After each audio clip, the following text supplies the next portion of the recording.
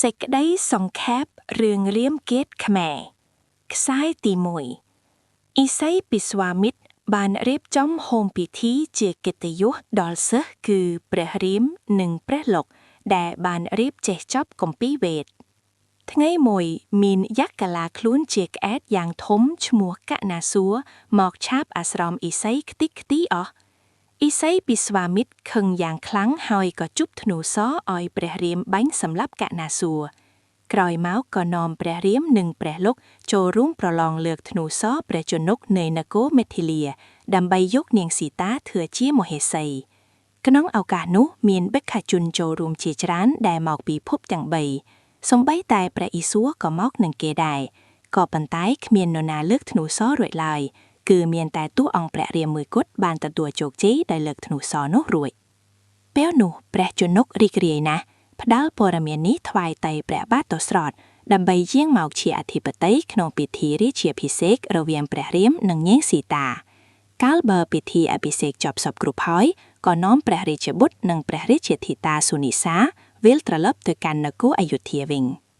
ពាក់កណ្ដាលផ្លូវក៏បានជួបនឹងយក្សកំណាតមួយឈ្មោះរាមាសួរយក្សនេះបានចោទប្រកាន់ព្រះរាមថាលួចយកឈ្មោះរាមបរមសួរមកដាក់ធ្វើជាឈ្មោះខ្លួនដូច្នេះត្រូវតែមកក្រាបបង្គំសំទោសទៅរួចខ្លួនព្រះរាមក៏ផ្ចាញ់រាមាសួរប្រកបដោយជោគជ័យទៀតលុះមកដល់នគរព្រះបិតានាមទសរថមានបំណងលើកព្រះរាមជារាជបុត្រច្បងឲ្យឡើងគ្រងរាជ្យតាមប្រពៃណីនៃត្រកូលក្សត្រតែនាងកៃកេសីជំទាស់ដោយសំអាងលើពាក្យសច្ចៈព្រះទសរថបានសន្យាថានឹងឲ្យបុត្ររបស់ព្រះនាងឈ្មោះភិរុតឡើងគ្រងរាជ្យវិញនៅពេលដែលនាងជួយព្រះអង្គក្នុងសង្គ្រាមបានឈ្នះព្រះអាទិត្យព្រះបាទទសរថមានបំណងចៃនគរជា2ប៉ុន្តែព្រះកៃកេសីពុំព្រមហើយក៏បណ្ដេញព្រះរាមឲ្យទៅនៅព្រៃ14ឆ្នាំសម្មុខសុយរាជវិញព្រះលក្សណ៍ក្រេវក្រោធចង់ធ្វើឃាតនាងកៃកេសីតែព្រះរាមខាត់ហើយបន្ទាប់មកក៏ស្ម័គ្រតាមដង្ហែព្រះរាមនិងទេពីស៊ីតាទៅនៅឆុងព្រៃទាំង3អង្គការនាំគ្នាចាក់ចេញពីនគរអយុធ្យាទៅដល់កណ្ដាលព្រៃបានជួបនឹងកុខុនជាស្ដេចព្រៃមានរូបអាក្រក់តែចិត្តល្អចេះជួយរំលែកទុក្ខពីព្រះរាមហើយព្រះអង្គទុកកុខុននេះជាបងប្អូនបង្កើតតែមិនព្រមទទួលយកកាយអារាធនាពីកុខុនឯនៅទីនេះជាមួយហើយក៏ធ្វើដំណើរទៅកាន់ភ្នំចិត្រកូដដើម្បីបួសជាឥសីខ្សែទី2ពេលចេញដំណើរពីកូខាន់ទៅព្រះរាមបានឃើញព្រៃមួយកំពុងឆេះដោយកម្ដៅព្រះអាទិត្យពេលនោះស្លឹកឈើដែលខ្លោចផ្កាឈើដែលឆេះក្រៀមក្រំក៏ស្រាប់តែរាកស្រស់ញញឹមឡើងវិញចំណែកឯព្រះអាទិត្យដែលកំពុងតែបញ្ចេញកម្ដៅយ៉ាងខ្លាំងក៏ស្រាប់តែបន្ថយកម្ដៅរបស់ខ្លួនព្រះរាមនិងព្រះនាងសីតារួមទាំងព្រះលក្សណ៍បានបន្តទៅមុខទៀតបានជួបនឹងឥសីពាធវឡាហើយបានចង្អុលបង្ហាញផ្លូវទៅភ្នំចិត្រកូដនៅជើងភ្នំនោះបរិយាកាសបានប្រែប្រួលដែលសត្វសាហាវប្រែជាសត្វស្លូតកូនខ្លារត់ទៅបៅមេប្រោសកូនប្រោសរត់ទៅបៅមេខ្លាវិញព្រះលក្សណ៍បានទទួលភារកិច្ចសង់អាស្រមសម្រាប់ស្នាក់នៅក្នុងព្រៃទាំង3អង្គានៅទីនោះទៅឯក្រុងអយុធ្យាឯនោះវិញព្រះបាទទសរថទ្រង់សោយទីវង្គតឥសីវិសិទ្ធមហារិសីជារាជបុរោហិតបានធ្វើសារទៅយាងព្រះភិរុតចូលមកនគរជាប្រញាប់ដើម្បីធ្វើពិធីលើកសពសំស្ការនាងកៃកេសីលួចថ្លែងសារនោះថាឲ្យព្រះរាជបុត្រត្រឡប់មកកាន់នគរដើម្បីចូលរួមរាជាអភិសេកព្រះរាមព្រះភិរុតត្រាក់អរខ្លាំងក៏ធ្វើដំណើរមកកាន់នគរភ្លាមប៉ុន្តែទ្រង់ទតឃើញព្រះនគរស្ងាត់ជ្រងំប្រជារាស្ត្របោះបង់មុខរបរទាំងអស់លុះទ្រង់ជ្រាបរឿងពិតព្រះភិរុតខ្ញាល់យ៉ាងខ្លាំងហើយមានបំណងសម្លាប់មាតាកៃកេសីក៏ប៉ុន្តែដោយសេចក្តីអង្វររបស់ព្រះនាងនិងព្រះនាងកោសកល្យាអគ្គមហេសីព្រះបាទទសរថនិយាយលងលោមអំពីដំណើរហេតុផ្សេងៗនិងដំណើរព្រះរាមយាងទៅនៅព្រៃបន្ទាប់ពីរៀបបូជាសពព្រះបាទទសរថហើយព្រះភិរុតព្រះសុត្រុតមួយអន្លើដោយព្រះនាងជាមាតាទាំង3អង្គាកោសកល្យាកៃកេសីនិងនាងសមុទ្រព្រមទាំងកងទ័ពបានលើកតម្រង់ទៅសុំយាងព្រះរាមចូលមកគ្រងរាជ្យនៅអយុធ្យាវិញក្បួនព្រះរាជដំណើរបានមកដល់ចៃដែនព្រៃរបស់កូខាន់បានឃើញព្រះភិរុតនាំទ័ពមកសន្ធឹកសន្ធាប់យ៉ាងនេះនឹកស្មានថាតាមមកសម្លាប់ព្រះរាមនិងព្រះរាជាទេពីក៏ប្រុងជើងការចាត់កងសេនាលបឆ្លប់យកព័ត៌មានបន្ទាប់ពីបានដឹងការច្បាស់ហើយកូខាន់ក៏ជួយសម្រួលព្រះរាជដំណើរឆ្ពោះទៅដល់ភ្នំចិត្រកូដដោយសុវត្ថិភាព ក្សត្រាក្សត្រីទាំង5អង្គាបានជួបព្រះរាមហើយសូមអង្វរព្រះរាមតែព្រះរាមបដិសេធមិនព្រមហើយព្រះអង្គទ្រង់ប្រទានសុពន្ធបាទទុកឲ្យព្រះភិរុតនាំត្រឡប់ទៅក្រុងអយុធយាវិញដោយឆ្វេងយល់ថាព្រះអង្គគង់នៅភ្នំចតុគតនេះនាំរំខានពីព្រះរាជវង្សព្រះអង្គក៏សម្រេចព្រះតីនាំមហេសីនិងព្រះអនុជចូលទៅព្រៃជ្រៅឆ្ងាយទៅទៀតតាមផ្លូវព្រះរាមបានជួបនឹងยักษ์មួយឈ្មោះពីរ៉ាតមានចិត្តកំណាចខួសខៅគិតចូលមកចាប់ឆក់យកព្រះនាងសីតាខ្សែទី3ពិតដូចនោះហើយភិរ៉ាតក៏ស្ទុះចូលទៅឆក់នាងសីតាយកទៅព្រះលោកធានាខ្លួនការពារយកនាងសីតាមកវិញក៏ប៉ុន្តែការប្រយុទ្ធឃើញថាទុនដៃជាងยักษ์ព្រះរាមឃើញដូចនោះថ្លែងសរសម្រាប់ยักษ์ក្នុងពេលនោះទៅហងតទៅទៀតក្សត្រទាំង3អង្គបានបន្តដំណើរដល់ភ្នំកនការណពុនក៏បួសជាតាបោះព្រះលោកដឹងអនុភាពរបស់ខ្លួនបទុជនក៏សូមលាព្រះរាមទៅតាំងសិលរំលឹកអាគមគិថាឡើងវិញនៃនីទាបអាយអាស្រមគ្នាពេលនោះមានយក្ខនីមួយឈ្មោះនាងសុប៊ុនខាត្រូវជាប្អូនยักษ์ក្រុងរាពណ៍បានឃើញក្សត្រទាំងពីរមានរូបឆោមលំពណ៌គួរឲ្យបេតីក៏កាលាខ្លួនជាទេពអប្សរយ៉ាងស្រស់ព្រាបបំរៃចូលទៅប្រឡំលងលំសុំសេចក្តីស្នេហាពីព្រះរាមតែព្រះរាមបានប្រាប់នាងឲ្យទៅសុំពីព្រះលោកវិញព្រះលោកដាច់សិលខ្ញល់នឹងនាងសុប៊ុនខាមករកួនក៏ចាប់ផ្ដួលកោសក់កាត់ដៃស្រែកបណ្ដេញចិនទៅនាងសុប៊ុនខាប្រែកាលាជាយ៉ាក់វិញហើយបានស្រែកជំទាវឮសូររហូតដល់ក្រុងខជាបងរបស់នាងក្រុងខឮហើយក៏ជិះសេះតម្រង់មុខជួយសង្គ្រោះដោយកំហឹងឆាបឆេះជាខ្លាំងក្រុងខបញ្ជាមេទឹកម្ញាក់ឈ្មោះខុនទូសាន់នាំនាងយកទៅចូលនគរវិញហើយក៏លើកតបចូលច្បាំងនឹងព្រះរាម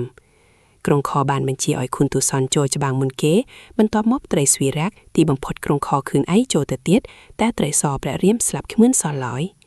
នាងសុប៊ិនខាឃើញបងស្លាប់អស់ក្នុងការប្រយុទ្ធដូចនោះក៏ហោះសម្ដៅដោយក្រុងលង្កាញុះញង់បងប្រុងគឺក្រុងរាពណ៍ឲ្យចេញមកសងសឹកព្រមទាំងឲ្យចាប់នាងសីតាយកមកធ្វើជាមហេសីផងក្រុងរាពណ៍កាលបើបានជ្រាបដំណឹងពីបួនស្រីហើយមានចិត្តឈឺចាប់ខ្លាំងពុនប្រមាណក៏ហៅមហារាជជាសេនាឲ្យកាឡាខ្លួនជាប្រសម៉ាស់ចេញមកបង្អោតយ៉ាងសង្ហាចំពោះមុខនាងសីតាកាលបើឃើញប្រសម៉ាស់ភ្លាមនាងសីតាក៏បង្ខំស្វាមីឲ្យចេញទៅតាមប្រហារដើម្បីយកស្បែកទុកលំអនៅពេលយ៉ាងទៅគ្រប់គ្រងរ៉ែតវិញព្រះរាមចេញទៅតាមប្រសម៉ាស់ទុកព្រះលោកនៅចាំអាស្រមកាពីរាជទេពីប្រសម៉ាស់ចេះតែរត់ទៅរហូតដល់ពេលរសៀលទៅព្រះរាមបាញ់ត្រូវប្រសាក៏កាឡាខ្លួនជាយ៉ាក់ស្រែកដឹងហើយព្រះលោកឲ្យចេញមកជួយនាងសីតាឮហើយក៏បង្ខំព្រះលោកឲ្យចេញមកជួយព្រះស្វាមីព្រះលោកប្រកែកព្រះនាងសីតាបង្ខំព្រះលោកទ្រង់ពុំបានក៏ចាក់ចេញពីអាស្រមទៅតាមព្រះរាមក្រុងរាពណ៍បានឱកាសកាឡាខ្លួនជាសេលួងលោមប្រឡំនាងសីតាចុងបំផុតក៏ចាក់នាងសីតាបានហត់ទៅតាមអាកាសចេញទៅខ្សែទី4ពេលនោះមានសត្វគ្រុឌមួយឈ្មោះជោតាយុឃើញក្រុងរាពណ៍នាំនាងសីតាហោះលើអាកាសក៏ចេញមុខមកបង្អាក់ដំណើរក្រុងរាពណ៍ដោយគំរាមកំហែងឲ្យក្រុងរាពណ៍ដោះលែងព្រះនាងសីតាមកវិញក្រុងរាពណ៍មិនព្រមស្ដាប់ក៏កើតមានការប្រយុទ្ធមួយយ៉ាងខ្លាំងក្លាក្រុងរាពណ៍ឆក់ឱកាសដោះចិញ្ចៀនពីនាងសីតាចោលទៅបាក់ស្លាបជោតាយុធ្លាក់ទៅដល់ដីនាងសីតាបានប្រាំផ្ញើនឹងសត្វកុកឲ្យថ្វាយដំណឹងនេះដល់ព្រះរាមជាស្វាមីផងបន្ទាប់មកក្រុងរាពណ៍បាននាំនាងសីតាទៅទុកក្នុងសួនអសោកនៃលង្កាចំណែកឯព្រះរាមនិងព្រះលក្សណ៍ក្រោយពីបាញ់ប្រះរួចត្រឡប់មកអាស្រមវិញរកនាងសីតាមិនឃើញក៏រូតដំណើរចេញតាមរកនាងសីតាទាំងចិត្តក្ដុកក្ដួលស្រក់ចលោនេត្រាអាឡោះអាល័យស្រីស្ងួនភ្ញាក៏បានទៅជួបនឹងជោតាយុដែលប្រាប់ដំណឹងអំពីរាពណ៍ឆក់យកនាងដើម្បីអរគុណជោតាយុព្រះរាមក៏អធិដ្ឋានឲ្យអាត្មានគេទៅកើតនៅឋានសួគ៌ព្រះរាមបានជួបនឹងសត្វកុកដែលបានយកដំណឹងពីនាងសីតាមកប្រាប់ព្រះរាមដែរប៉ុន្តែព្រះលក្សណ៍បានធ្មេកតិដៀលកុកក៏ធ្មេកតិដៀលតបមកវិញប៉ុន្តែព្រះរាមព្រះលក្សណ៍គំរាមកំហែងរករឿងប្រហារសត្វកុកបន្ទាប់មកព្រះអង្គទាំងពីរបានជួបនឹងគុំពួនដែលមានបំណងចង់សម្លាប់ព្រះអង្គហើយព្រះអង្គក៏សម្លាប់យក្សក្នុងពេលនោះទៅនិយាយអំពីព្រៃហេមពានមានស្ដេចក្របីមួយឈ្មោះមហេសរាជបានសម្លាប់ក្របីឈ្មោលទាំងអស់ប្រមូលក្របីញីទាំងអស់ធ្វើជាប្រពន្ធម្យ៉ាងទៀតមហេសរាជបានសម្លាប់កូនខ្លួនចោលបើមេក្របីណាកើតកូនឈ្មោលមានមេក្របីមួយឈ្មោះសន្តគិរីកាលបើមានកូបហើយក៏កិច្ចខ្លួនពីហ្វូងហើយប្រសូតមកបានកូនឈ្មោលមួយដាក់ឈ្មោះថាធូភីហើយមានបំណងរក្សាកូននោះហើយក៏ទូនមានកូនឲ្យហាត់ប្រាណដើម្បីឲ្យមានកម្លាំងបរិបូរណ៍មុននឹងទៅជួបឪពុកធូភីបានប្រារព្ធតាមឱវាទម្ដាយ ក៏បានសម្រេចដោយប្រាថ្នាដោយមានកម្លាំងរហូតដល់ទៅវេតដើមឈើធំៗខ្ទេចខ្ទីអស់ហើយក៏ទៅជួបឪពុកអង្វរឲ្យទទួលស្គាល់ខ្លួនជាកូនប៉ុន្តែមហេសររាជមិនយល់ព្រមការប្រយុទ្ធក៏កើតឡើងរវាងឪពុកនិងកូនទីបំផុតក៏ប្រហារជីវិតឪពុកហើយបន្តបេសកកម្មឪពុកបន្តទៅតាំងពីពេលនោះមកធូភីតែងតែដើររករឿងរាតត្បាតគេឯងដូចជារករឿងឥសីបញ្ចលឹងនាងទេពធីតារក្សាសមុទ្រព្រៃហេមពៀនព្រមទាំងទីបំផុតក៏ទៅរករឿងប៉ាលីដែលជាស្ដេចស្វាសោយរាជ្យនៅខាស់ខាន់បូរីប៉ាលីដែលជាមានការប្រយុទ្ធជាមួយនឹងធូភីមិនបានក៏ហៅសុគ្រីពជាប្អូនមកផ្ដាំការប្រយុទ្ធនៅខាងក្រៅ7យប់7ថ្ងៃមិនចាញ់ឈ្នះហើយនាំគ្នាទៅប្រកួតក្នុងគូហាមួយការប្រកួតគ្នានៅក្នុងគូហានេះប៉ាលីក៏ប្រហារធូភីនិងប្រខ័ណ្ឌឈាមធូភីហូរចេញមុខតាមរូងគូហាលាយនឹងទឹកភ្លៀងដែលទេពធីតាប្រោសព្រំមកសុគ្រីពដែលយាមនៅមាត់រូងច្រឡំស្មានថាឈាមបងក៏សន្ធប់ថ្មបិទរូងគូហានោះទៅក៏វិលត្រឡប់ទៅក្នុងនគរវិញដោយនាំយកដំណឹងនេះទៅថងមន្ត្រីយោធាញាក់នគរខាស់ខាន់បូរីក៏លើកសុគ្រីពឲ្យឡើងគ្រងរាជស្នងក្រុងប៉ាលី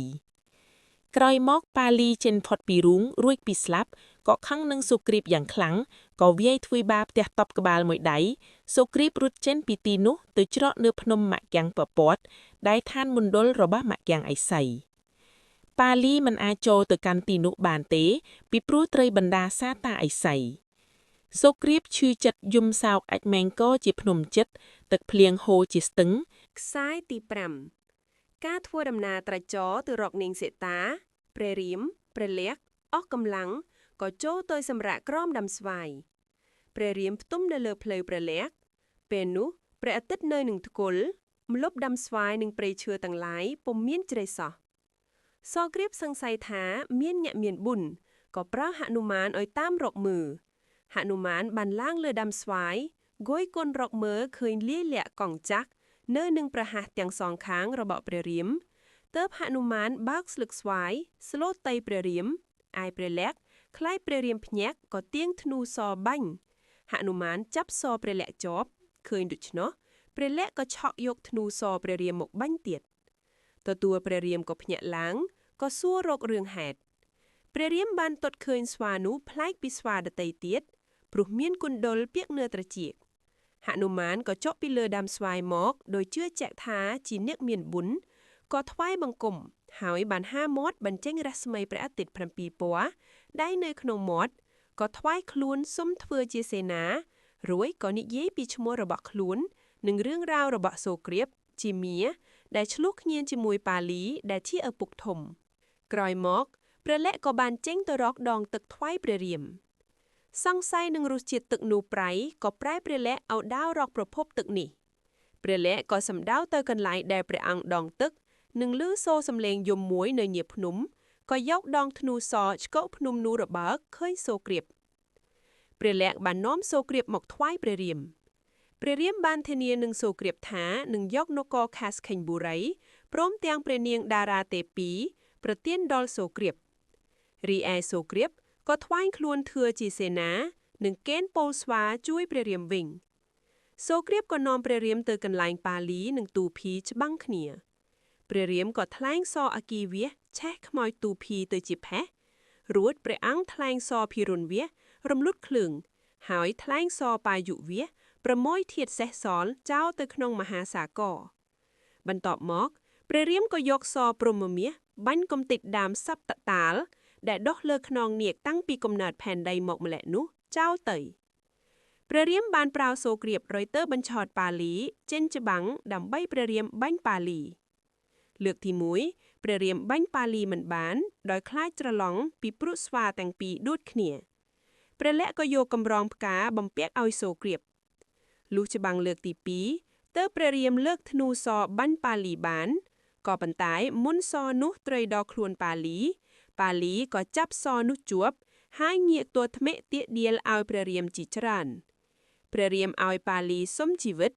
តែប៉ាលីសុកចិត្តស្លាប់គ្រាន់តែផ្ដាំឲ្យព្រះរាមជួយយកអាសាអង្កាត់និងសូគ្រីពតែប៉ុណ្ណោះ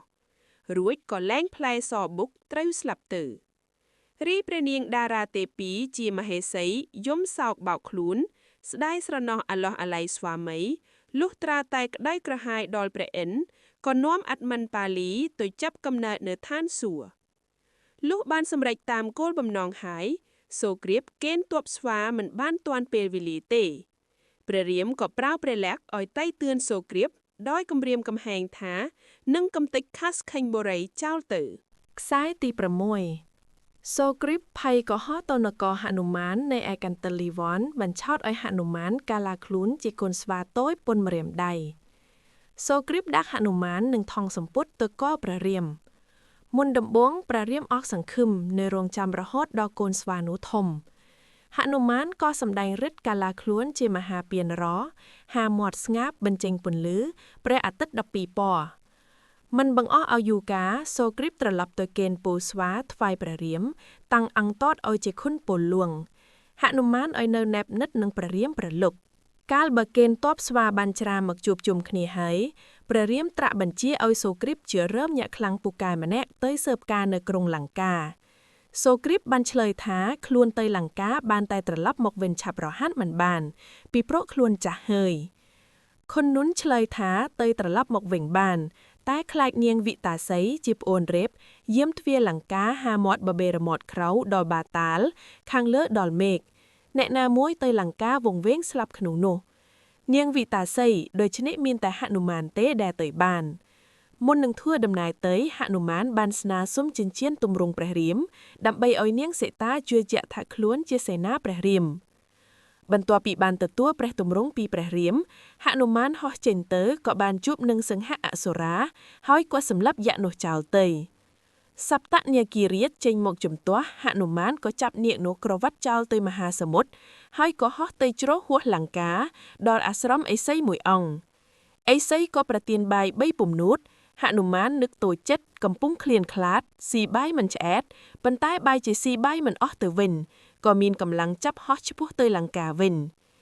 ដល់កំពែងក្រៅលង្កាហើយក៏និមិត្តខ្លួនឲ្យតូចធ្វើមិនឲ្យយក្សយាមទ្វារនោះដឹងក៏បោះព្រះទម្រង់ទៅលើអាកាសក៏ហោះចូលទៅក្នុងមាត់យក្សចេញតាមរុនត្រចៀកមកក្រៅចាប់យកចិញ្ចៀននោះមកវិញតមកហនុមានបានឆ្លងកាត់កំពែងដែកជួបនឹងយក្សឈ្មោះកាមពាលីក្មួយរៀបកំពែងសំរិទ្ធបានជួបនឹងយក្សមួយទៀតឈ្មោះអតិកាយមេតបរៀបកំពែងតុងដែងឃើញយក្សឈ្មោះមហាកាយកំពុងរៀបយុទ្ធភ័ណ្ឌនៅទ្វារទិសឧត្តរបានឃើញឥន្ទ្រីជិតជាកូនច្បងរបស់រៀបទិសតក្ខណាបានឃើញគុម្ភកា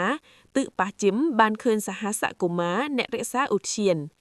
ហនុមានចូលទៅដល់ឃ្លាំងទី12កន្លងកំពែងមាសចូលទៅដល់ប្រាសាទកែវបានជួបក្រុងទសមុខកំពុងផ្ទំជាមួយនាងមណ្ឌោគិរីហនុមានច្រឡំស្មានថាជានាងសិតាលើកព្រះខ័នប្រុងប្រហារទសកលក៏ប៉ុន្តែដោយសង្កេតយល់ថាជាប្រពន្ធរៀបវិញទេហនុមានក៏ដំលេះព្រះខ័នចុះសែកទេពមុនឧបទេសចងសក់ក្រុងរៀបជួបនឹងនាងមណ្ឌោគិរីហើយសរសេរនៅលើទ្វារថាបើចង់ស្រាយចំណងរួចត្រូវឲ្យនាងមណ្ឌោគិរីវាយក្បាលក្រុងរៀប3ដង